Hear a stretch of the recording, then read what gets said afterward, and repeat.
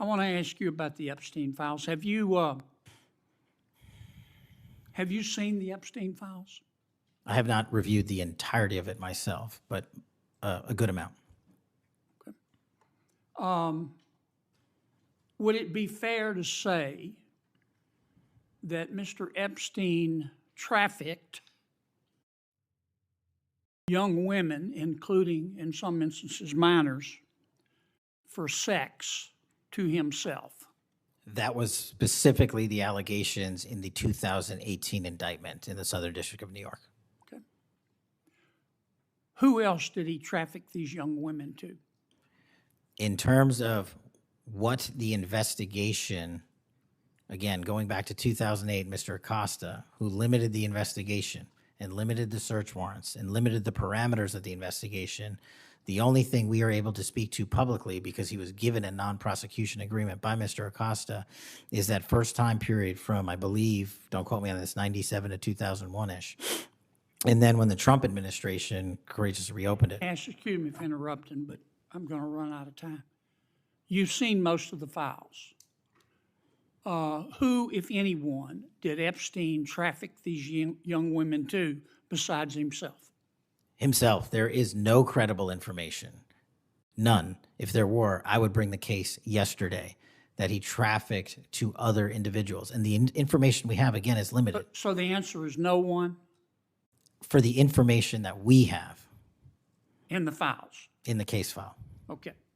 Now, President Trump has deferred to the FBI and the Department of Justice with respect to the Epstein records. He says it is your call about releasing them. And I understand that the department and the agency have decided to release them in cooperation with the House committee. Is that correct? Yes, sir. So you're releasing them a little bit at a time. Is that correct? We're releasing as much as we can, but we are limited by 3 different court orders, and the department went back to each of those judges to waive those court orders or have them lifted, and each of those judges declined. Will you release all of them, or at least as many as you can? We will release everything we are legally permitted to do so. We are continuing to work with the House on the subpoena request. We have substantially complied with it, but we will continue to release whatever we are legally permitted to do so. Okay. I strongly encourage you to do that, Kash. This issue's not going to go away. And I think the central question for the American people is this. They know that Epstein trafficked young women for sex to himself. They want to know who, if anyone else, he trafficked these young women to. And that's a very fair question. I want to know that answer. And I think you're going to have to do more to satisfy the American people's understandable curiosity in that regard. Mr. Chairman, may I just respond to that? I agree, Senator. And what we have done, and just to remind folks, the Epstein case files existed in the 2 prior administrations, in the Obama administration and the Biden administration, and they didn't release anything. And there was President Trump in the first administration that renewed charges against Mr. Epstein. And I know it's a little complicated to understand, but what exists in the Epstein case files was a direct result of the limited search warrants from 2006 and 7, which hamstrung future investigations because of the non-prosecution agreement.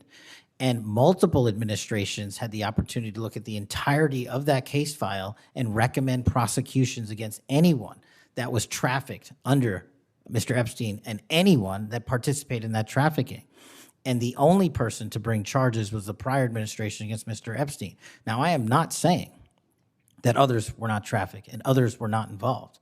What I am telling you is that based on the information we have, and we have continuously and publicly asked for the public to come forward with more information. If there is, we'll look at it.